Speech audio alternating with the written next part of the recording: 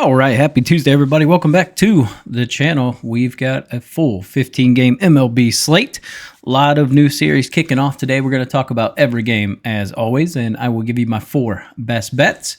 Recap from yesterday, great day. We had the Mariners on the money line, sweat-free. Diamondbacks money line, sweat-free. Red Sox and Angels over 9. That was fantastic. 8 runs in the first inning. Ended up being 9-5. So 3 really sweat-free winners. And unfortunately, the parlay, which we had very small unit size on, did not come through for us. The Yankees, good God, they suck, man. And the Brewers. Brewers getting beat kind of sucked, but it is what it is, very small unit. So up 2.34 units yesterday. We'll take it. We're on a very nice run. Let's keep the momentum going. So let's get into the card. First game is going to be the Rangers and the Orioles. Grandpa Charlie going up against Jacob Latz. Now, Jacob Latz got 30 innings under his belt, has 30 Ks. He's a lefty going up against Morton, the righty. Morton's definitely pitching better. So you kind of have to look beyond the metrics here, because if you look at that, looks like the Orioles should get shelled. That said, he's been pitching really, really well. We've seen the Rangers' bats kind of cool off a little bit, so it makes me a little nervous to back them. But after a shellacking, I do like kind of going back to the team. I think the Rangers were a pretty popular play yesterday. It's going to be like 99 degrees with a 5-mile-an-hour wind blowing left to right. It's going to be very hot. Morton's an older guy. I would go back to the Rangers, but not going to put any money on this, but lean would be towards the Rangers. Just still not a place where I'm fully on board with trusting Charlie Morton.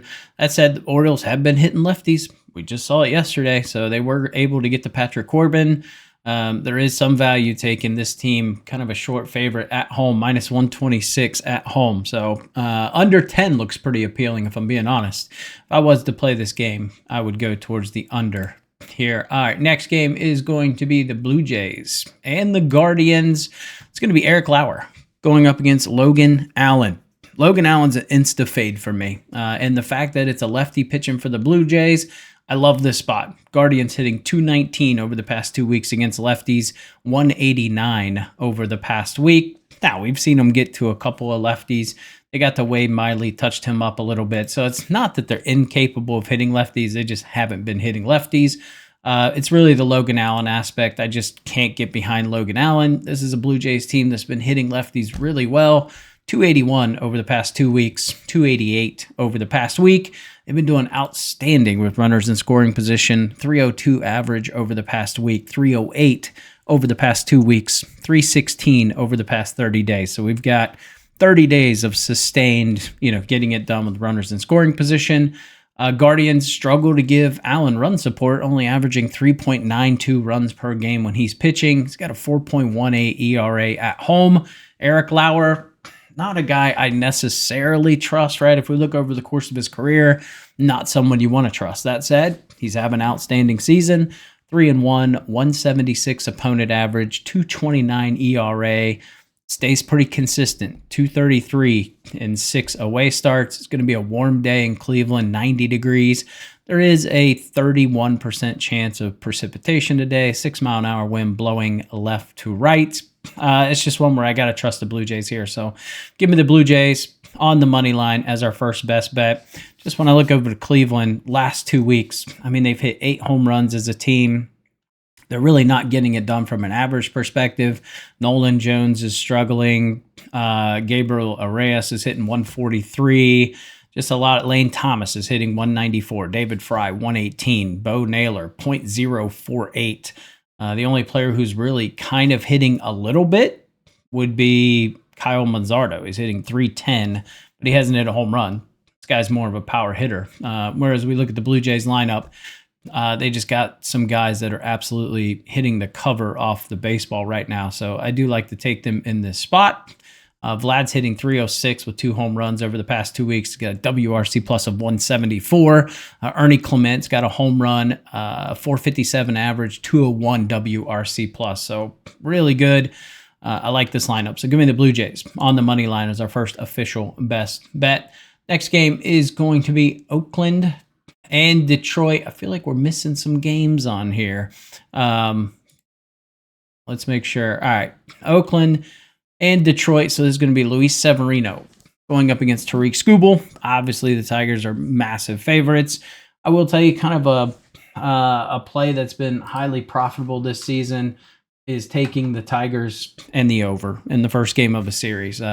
First game of series have gone over almost, I think, all but one game so far this season with the Tigers at home.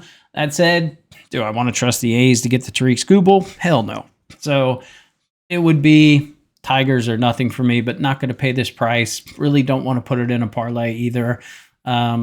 Severino's been really good on the road. He's got a sub-1 ERA in 6 away starts. Skubal sub-2 in 8 home starts. Over-under of 7.5. Would probably just want to lean towards the under. It's going to be 83 degrees. There is a 31% chance of rain. So what happens if we get into the third inning and we get an hour and a half rain delay? Well, then Skubal doesn't come back out, neither does Severino. This game kind of goes to hell if you're on the under. So it's going to be a fade spot for me today. Don't want to touch this game with the rain chance. There is a 9-mile-an-hour wind blowing out. Yeah, it's a fade spot for me with the weather. I just don't trust it. All right, next game. But obviously, I think Detroit wins. If you want to go run line, I wouldn't say run line just hasn't been a good play.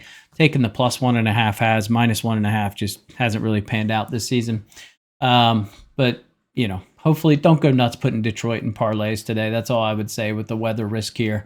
Could blow up in your face if Skubal only throws like 2 innings or something. This Detroit bullpen's been pretty taxed over the past couple of weeks, so that would be pretty disastrous for them. All right, next game is going to be the Braves and the Mets. Braves got the job done yesterday. Got sweaty. Boy, they got 3 real quick off of Blackburn. Didn't score the rest of the game. Ended up being 3-2. Pretty sweaty 8th, 9th inning there. Spencer Strider going up against Frankie the Fade Montas. He's back, baby. Frankie used to be a Red. Then he was a Brewer. Got shelled by, terrible on both teams. Frankie's not somebody I can get behind, man. He is coming back. He got absolutely destroyed in the minors. Every team scored numerous runs off of him.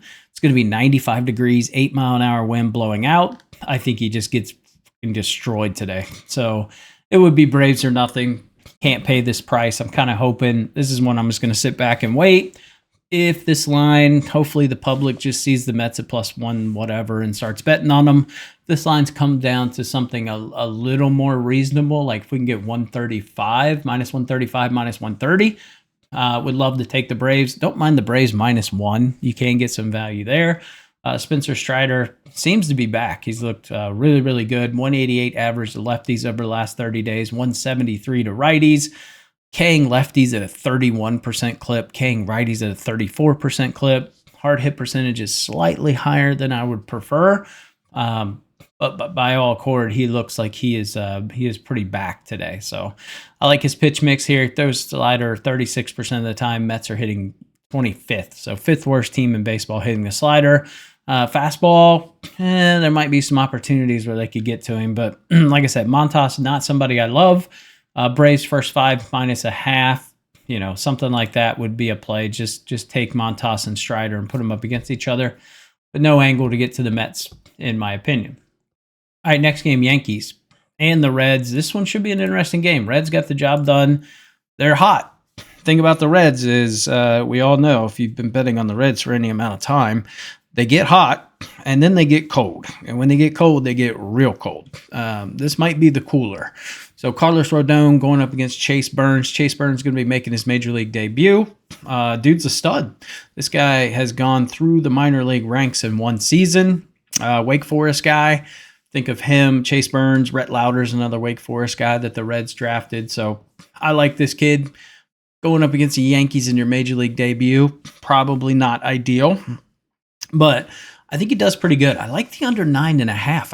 I feel like I get it. Like they're thinking the Yankees are going to get to this kid, but you've never seen him before. He's got really plus stuff.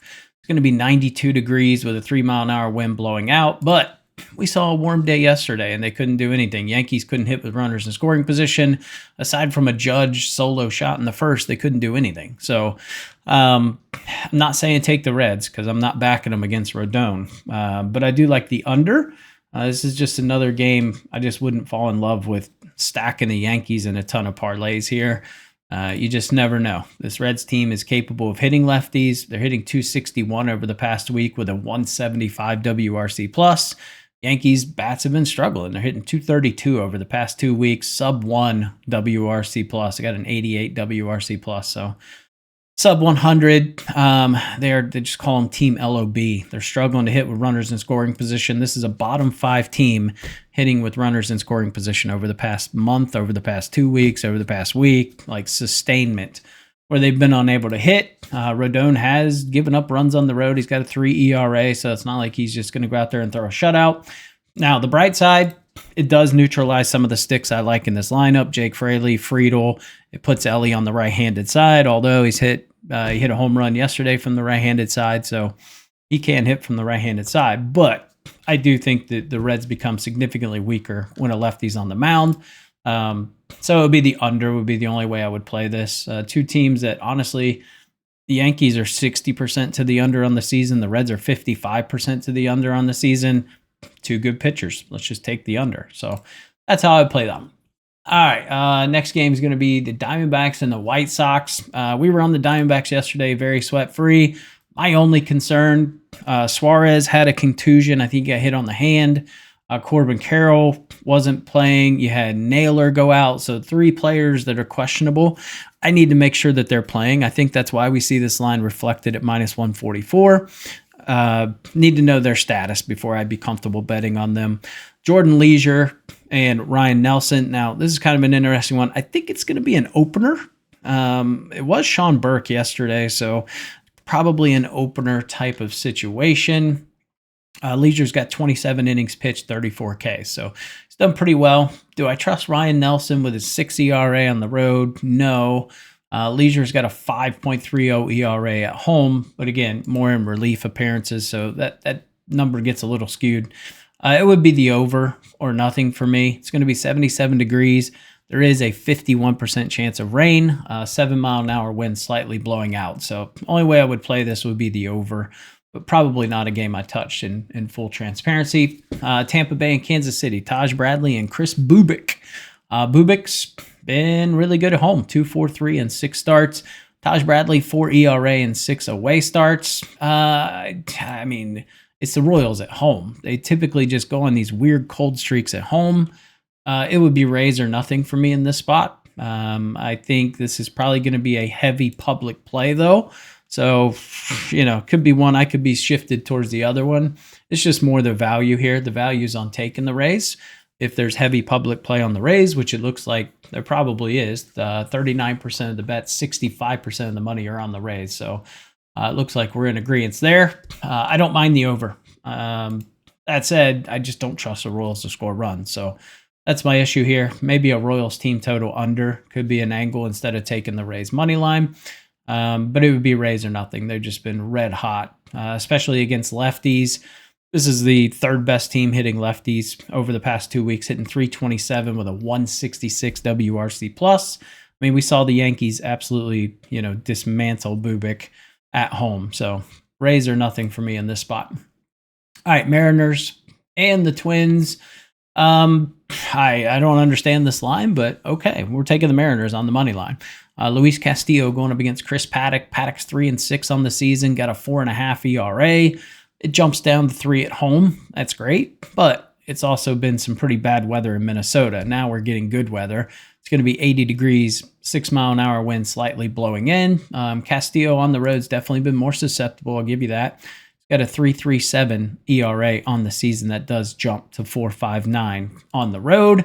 But when I look at his stuff, this Twins team's number 1 in strikeouts, man. They strike out a ton, just like last season. I think Castillo has a really good day with his pitch mix. I think his slider changeup combo is going to get a ton of Ks today. Fastball should keep him off balance with his movement. Paddock's not a dude I can trust. We've seen this Mariners team. They're just red hot. They scored a ton of runs yesterday, scored a ton of runs in the Chicago series. So give me the Mariners on the money line as one of our best bets today. Next game is going to be the Pirates and the Brewers. Fastball Freddy going up against Andrew Haney. This one, to me, it's probably a Brewer spot. Am I going to pay that money to take the Brewers? Absolutely not. So tip the cap, hope the Brewers win. I just don't want to get behind Haney, if I'm being honest. I just can't find any value there to back him. Therefore, just going to stay off of that game. I don't know why I can't find this game. All right. Where are we at here? I don't know. Not pulling up for me for some reason. There we go. Okay. That's weird. All right. Anyway, Haney 3-6. Peralta's 7-4. Peralta at home's been outstanding. 1.32 ERA and 7 home starts. Haney's got almost a 5 ERA and 8 away starts. Splits don't look great. 333 to lefties, 264 to righties. Righties have given Peralta maybe a little bit of an issue at 234, but his hard hit percentage is really low. He's been outstanding with runners in scoring position. This Brewers team's been torching lefties over the last 2 weeks. Number 1 team in baseball with a 368 average. Over last week, 424. It's Brewers run line or nothing for me. I think especially after a loss yesterday, they bounced back strong. My only concern is they just don't score a ton of runs at home. So that's my issue with taking them run line, is just their lack of ability to score runs at home. But I do have this 5-3 in terms of the Brewers. So over 7.5, I think, is on the table. But yeah, Brewers run line or nothing for me. All right, Cubs and the Cardinals. Jameson Taillon going up against McGreevy. I feel like this is a kid that doesn't get enough credit, this McGreevy guy. He's young, but man, he's pitched really well. I love his pitch mix here. Throws a ton of pitches. He throws like 5 pitches, and he throws them all fairly well. Does a good job keeping the ball low in the zone. Jameson Taillon's just not a dude I trust. On the road, he's got a 4.3 ERA. It would be Cardinals or nothing for me in this one. It's going to be 93 degrees, 6-mile-an-hour wind blowing out. 2 guys that are fly ball pitchers, technically. Over 9 looks pretty appealing, if I'm being honest. So it would be Cardinals or the over would be the only way I would play that one. Next game is going to be the Phillies and the Astros. 2 good lefties going up against each other. Ranger Suarez, Framber Valdez. So Valdez on the season 8-4 with a 3 ERA. That does drop to 2.35 and 7 home starts. Ranger Suarez is 6-1 on the season with a 2.20 ERA that drops to sub-1 in 4 away starts. Love his splits here. Valdez definitely more susceptible against lefties, but you're only going to have 1 or 2 lefties in the lineup tonight. There's not going to be a ton. Brandon Marsh got hurt. Still don't have Harper, so it's going to be Schwarber and maybe Schwarber. Kepler, I guess. So I guess you'd have 2 lefties in that lineup. I'm going to go Phillies first 5. Now, Valdez at home on the first 5 is 3-1. So it's not like he's been dominant. We've seen this Astros team struggle to score runs at home. They just tend to kind of wake up and score runs in the latter half of the game. So I do think there is value here. You can also look at the Nerfy. Nerfy's minus 140, but I think against Valdez, it's a decent price for a Nerfy. But we're going to go Phillies on the first 5 at plus money. There's push potential there if it's tied 1-1, 2-2, whatever. Over under of 7. I would lean towards the over, but I don't have the balls to actually pull the trigger on it. But so we're just going to go Phillies first 5. I don't trust their bullpen. Like I said, Astros tend to kind of wake up late in games. So I could see like a double result, Phillies first 5, Astros money line type of deal too. All right, next game is going to be the Dodgers and the Rockies. Going to be bullpen day for the Dodgers. I think it's going to be Justin Robleski from what I can tell. Going up against Jermaine Marquez. Makes sense. You throw a lefty against the Rockies at home. They haven't been good against lefties. Marquez, not a dude I can trust. 303 average to lefties, 340 to righties over the last 30 days. 47% hard hit percentage, struggling with runners in scoring position. He's got a 5 ERA at home. That said, Robleski's got 2 away starts under his belt, and they've been hideous. He's got almost a 10 ERA. 294 average to lefties, 220 to righties. Over-under of 11.5. 74 degrees, 8-mile-an-hour wind blowing. I would take the over 11.5. I can see the Dodgers putting up 10. So it would be the over or nothing. Not paying this price for the Dodgers, though. Especially with Robleski on the mound. Just not a dude I can trust. Probably just one I steer clear of, to be honest. Yeah, it's just kind of weird. I can see Marquez just having like the game of his life today and some weird shit happening there. All right, next game, Boston And the Angels. Angels with the dub yesterday, a very easy dub. Garrett Crochet on the mound going up against Tyler Anderson. Crochet 7-4 on the season with a 2.20 ERA. Jumps just a little bit to 2.25 and 9 away starts. Anderson's been really good at home. Kind of a reverse from last year. He was great on the road, sucked at home. It's the opposite this year. He's got a 4.56 ERA. It does drop to 2.75 in 7 home starts. Don't love his splits, though. Giving up a 3.59 average to lefties, 3.11 to righties. But his hard hit percentage is fairly low. He's done a decent job of runners in scoring position, obviously, with that ERA. It's Boston on the run line for me. I will tell you the pitch mix doesn't look great for Crochet, but he's just kind of built different. He throws fastball 55% of the time. Angels are 4th in the last 30 days hitting lefty fastballs. Throws the cutter 30% of the time. Angels are 18th. Throws a slider about 11% of the time. Angels are 7th. And then he throws a changeup about 5% of the time, which the Angels are 7th in that as well. But Tyler Anderson's just not a dude I can back. I think Boston returns the favor and kind of thumps them today. So it would be Boston on the run line would be the only way I would play this one. And 2 more games here. So Nats and the Padres. Trevor Williams going up against Ryan Bergert. I told you. Kolek against lefties is terrible. And they ended up thumping them yesterday. I played the over 8, and that was it didn't look good early. First 3 innings, there was no runs. And then the 4th inning, we just kind of had all of a sudden the offense woke up. Pretty easy win for the Nats yesterday. I like the reverse today. Give me the Padres -1 at -120.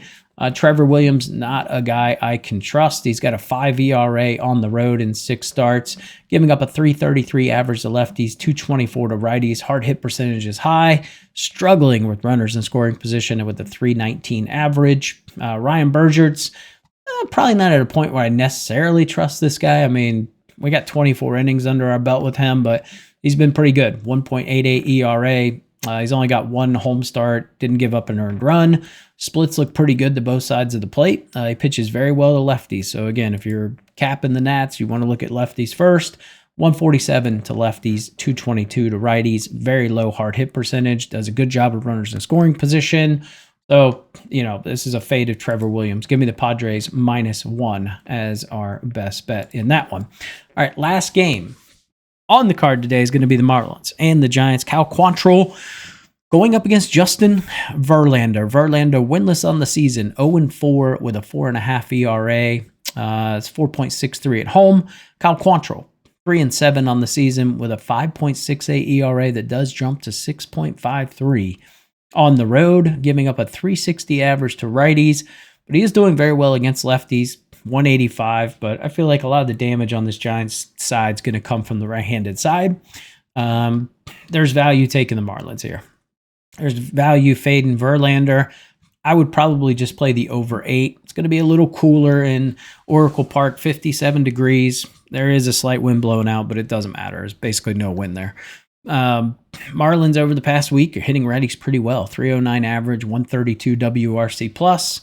Giants over the past week haven't really been hitting righties all that well. Kind of middle of the road last 2 weeks. It would be Marlins or nothing for me here. Marlins or the over would be the only way I would play this. Quantrill, he's just looked pretty decent his last several starts. I think the Nerfy's a viable option. These are 2 bottom 10 teams in terms of runs scored in the first inning. So potentially a Nerfy, but against these pitchers, you're probably living dangerously there. All right, let's get into our best bets. Get you guys on your way. Make sure you guys hit that like button. Comment down below with your favorite plays of the day. And subscribe to the channel if you haven't yet. All right, first play is going to be the Padres -1. Like I said, I like the reverse from yesterday. So I think the Padres put up some runs against Trevor Williams today. We're going to do Blue Jays on the money line, just kind of fading the Guardians against a left-hander, and we're fading Logan Allen. Mariners on the money line. I think Castillo has a pretty decent day. Paddock's just not a dude I can trust. This Twins team, not good. They're on quite the losing streak. So I think the books are thinking it's going to come to an end. But, man, this Mariners team's hot. So I'm going to keep riding them until they cool down. And then we're going to take the Phillies on the first 5. So it's Suarez against Framber Valdez. So do like this spot for them. I think if we can just get 1 or 2 runs got a chance here against an Astros team that just kind of struggles early in games. So those are my 4 best bets. Appreciate you guys tuning in to the channel. If you're interested, join the Discord. Post a lot of good information in there every single day. Our man Jukeman does Nerfies, post a lot of good information around that. So it's absolutely free to join the Discord. Link is down below in the description. And I'll catch you in the next video.